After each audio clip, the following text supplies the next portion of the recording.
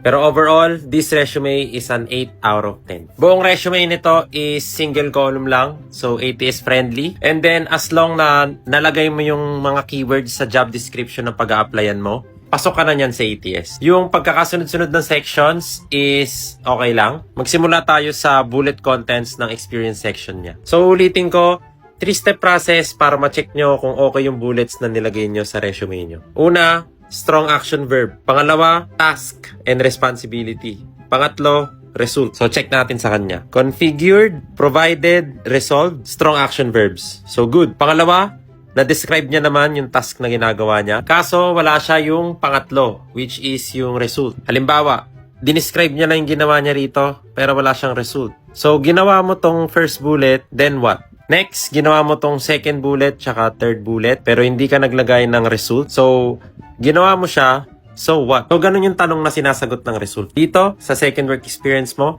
gawin mo rin kung ano yung tinuro ko kanina. Dito sa project section, same thing applies sa work experience yung bullets. So, you use strong action verbs, tama. You describe what you did, tama. Pero kulang ka ng result sa lahat ng bullet. Technical skills, certifications, education, okay lahat. Magaling. Kailangan mo lang ayusin at i-adjust yung bullet contents mo. Check out my website if you want to increase your chances of getting interviews by tailoring your resume for each job post. Visit fixresume.io.